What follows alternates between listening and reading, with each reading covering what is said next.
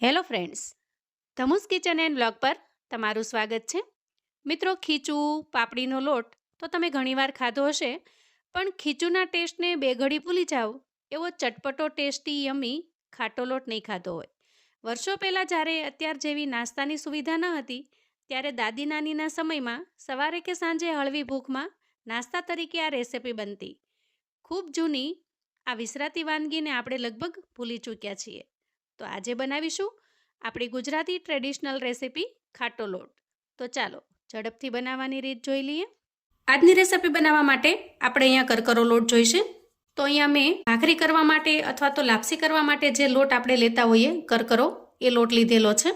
હવે ઘણી વખત એવું પણ બને કે આપણી પાસે કરકરો લોટ ન હોય, ભાખરી માટે કે લાપસી માટેનો લોટ ઘરમાં ન પડ્યો હોય, તો પણ તમે આ રેસિપી બનાવીને તૈયાર કરી શકો છો. રોટલી બનાવવાનો જે સાદો લોટ હોય છે, ઝીણો લોટ, એના અંદર તમારે 2 ચમચી જેટલી સૂજી એડ કરી દેવાની, એટલે કે જે જાડો રવો આવે છે એ ઉમેરી દેવાનો અને પછી સારી રીતે મિક્સ કરી લેવાનું.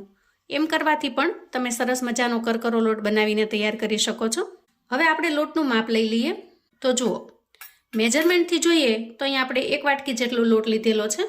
હવે આપણે આગળની પ્રોસેસ જોઈશું. હવે અહીંયા ગેસ ઉપર પેન મૂકીશું અને લોટને એમાં ટ્રાન્સફર કરીશું.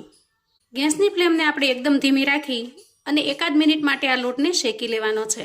તો મોટાભાગે જે લોકો ખાટો લોટ બનાવે છે એ લોટને સીધો જ ઉમેરતા હોય છે, પણ આ રીતે જો થોડી વાર માટે શેકીને બનાવશો તો લોટ એકદમ સરસ ફરસો બનશે અને બિલકુલ ચીકણો કે કાચો નહીં લાગે. આ રીતે માત્ર 1 મિનિટ સુધી જ આપણે એને શેકી લેવાનો છે. આપણી આજની આ રીત થોડી અલગ છે. હવે અહીંયા અંદાજે 1 મિનિટમાં લોટ સારી રીતે શેકાઈ ગયો છે. અહીંયા લોટને આપણે બ્રાઉન કલરનો કરવાનો નથી, સામાન્ય થોડો ઘણો શેકી લેવાનો છે, જેથી કરીને એના અંદરનું જે કાચાપણું છે એ ઓછું થઈ જાય. તો અહીંયા ગેસની ફ્લેમને બંધ કરીશું અને લોટને થોડી વાર માટે ઠંડો થવા દેશું. ત્યાં સુધીમાં આપણે આગળની તૈયારી કરી લઈએ. હવે આપણે અહીંયા જે વાટકીના માપથી ઘઉંનો લોટ લીધેલો છે, કરકરો લોટ, એ જ વાટકીના માપથી 1 વાટકી જેટલું ખાટું દહીં લઈશું. આજની રેસીપી આપણે ખાટો લોટ બનાવી રહ્યા છીએ, એટલા માટે મેં અહીંયા ખાટું દહીં લીધેલું છે અને દહીંને સારી રીતે ફેંટી લેશું. તો અહીંયા દહીંના બધા જ લમ્સ દૂર થઈ જાય એ રીતે આપણે સારી રીતે ફેંટી લેવાનું છે.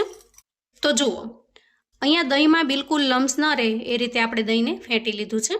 હવે આપણે સેટ કરેલા વાટકીના માપ પ્રમાણે એમાં પાણી ઉમેરીશું. તો સૌથી પહેલાં 1 વાટકી પાણી ઉમેરું છું અને મિક્સ કરી લઈશું. તો જેવી રીતે ખીચામાં આપણે પરફેક્ટ માપથી બનાવીએ છીએ એ જ રીતે આપણે અહીંયા ખાટા લોટને બનાવવાનો છે. આમાં પણ લોટનું અને પાણીનું માપ પરફેક્ટ રાખવાનું છે. જુઓ, અહીંયા પાણી સારી રીતે મિક્સ થઈ ગયું છે. તમારી પાસે જો ખાટું દહીં ન હોય તો તમે એની જગ્યાએ ખાટી છાશનો પણ ઉપયોગ કરી શકો છો. અને આ રીતે બધું જ મિક્સ થઈ જાય એટલે આપણે તૈયાર કરેલો લોટ જે ઠંડો થઈ ગયો છે એને આ મિશ્રણમાં ઉમેરી દઈશું. આપણે આ બધી જ વસ્તુને મિક્સ કરી લેવાની છે. આ રીતે ખૂબ સારી રીતે મિક્સ કરી લેવાની અને લોટની અંદરના બધા જ લમ્સને દૂર કરી લેવાના. લોટને શેકવાનો અહીંયા બીજો એ પણ ફાયદો છે કે લોટ જો શેકેલો હશે તો એના લમ્સ પણ નહીં બને. હવે હું ફરી 1 વાટકી જેટલું એમાં પાણી ઉમેરું છું અને મિક્સ કરી લઉં છું. અહીંયા લોટની કન્સિસ્ટન્સી આપણે એકદમ પતલી બનાવવાની છે. સહેજ પણ ઘાટું મિશ્રણ રાખવાનું નથી, કેમ કે ગેસ પર રાખ્યા પછી એ ધીરે ધીરે ઘાટું થવા લાગશે અને એને પાકવા માટે આપણે થોડું પતલું બનાવવું પડશે. હવે જુઓ, અહીંયા બેટરની કન્સિસ્ટન્સી હજી આપણને ઘાટી લાગે છે.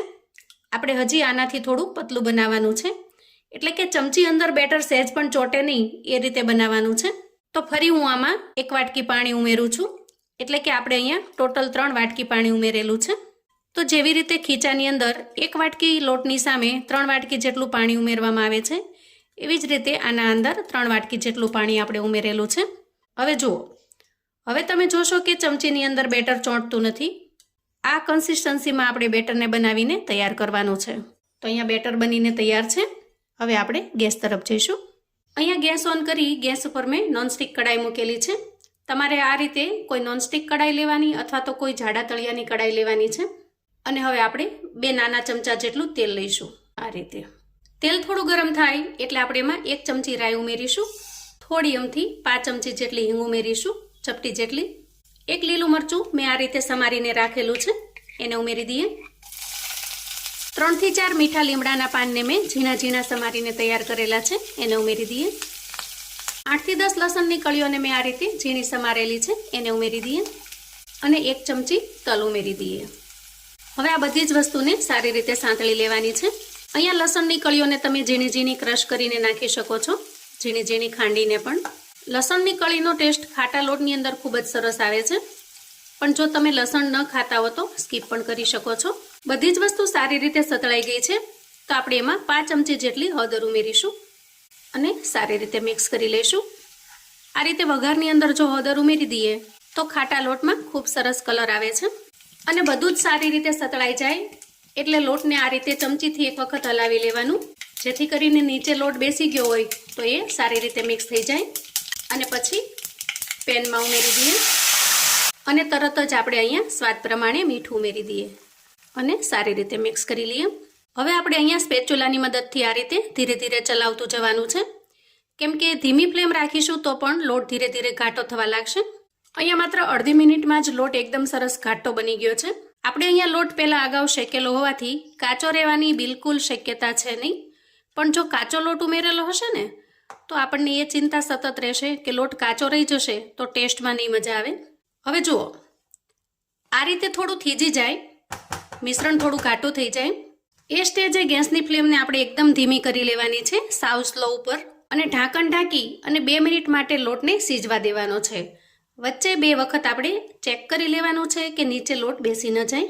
અંદાજે 2 મિનિટ પછી આપણે ચેક કરી લઈએ. વાહ, જુઓ, એકદમ પરફેક્ટ એવો ખાટો લોટ બનીને તૈયાર થઈ ગયો છે. વચ્ચે મેં 2 વખત ચલાવી લીધેલું, પણ નોનસ્ટિક પેન હોવાથી ચોંટવાની શક્યતા બહુ ઓછી રહે છે. હવે આપણે અહીંયા 1 ચમચી જેટલું તેલ ઉમેરીશું. કોઈ પણ કુકિંગ ઓઇલ જે તમે ખાતા હોય એ ઉમેરવાનું. ખાસ કરીને શીંગતેલનો ટેસ્ટ ખીચામાં જેમ સરસ લાગે છે એમ ખાટા લોટની અંદર પણ શીંગતેલનો ટેસ્ટ ખૂબ જ સરસ આવે છે. તો તમારી પાસે જો શીંગતેલ અવેલેબલ હોય તો ખાસ કરીને શીંગતેલ જ ઉમેરવાનું. એનાથી તમે એકદમ ટેસ્ટી એવો ખાટો લોટ બનાવીને તૈયાર કરી શકશો. જુઓ, અહીંયા પરફેક્ટ લોટ બનીને તૈયાર થઈ ગયો છે. આપણે થોડી કોથમીર ઉમેરી દઈએ અને મિક્સ કરી લઈએ. ગેસની ફ્લેમને આપણે અહીંયા બંધ કરીશું. તો પહેલાંના સમયમાં જ્યારે નાસ્તાની આવી વ્યવસ્થા નહોતી અને તૈયાર જે પેકેટ્સ મળે છે એવા પેકેટ્સ મળતા નહોતા, ત્યારે ખાસ કરીને સાંજ પડે બાળકોની ભૂખ લાગે અથવા તો નાના મોટા કોઈ પણને ભૂખ લાગે તો આ રીતે ખાટો લોટ બનાવીને તૈયાર કરવામાં આવતો. ખૂબ જ ટેસ્ટી એવો લાગે છે. ખાસ કરીને શિયાળાની ઠંડીમાં અથવા તો વરસતા વરસાદમાં જેવી રીતે ખાટા ઢોકળાનો આપણે ટેસ્ટ માણીએ છીએ ને, એવી જ રીતે આ ખાટા લોટનો ટેસ્ટ આપણને અમેઝિંગ લાગે છે. જો તમે આ રીતે ક્યારેય ન ટ્રાય કર્યો હોય તો એક વખત મારા કહેવાથી પણ ચોક્કસથી બનાવજો, જેથી તમને એક સરસ મજાનો નવો ટેસ્ટ પણ મળશે અને ઘરના બાળકો પણ વિસરાતી વાનગીથી જાણકાર થશે. ધીરે ધીરે જેમ જેમ લોટ ઠંડો થતો જશે એમ થોડો થોડો ઘાટો થતો જશે.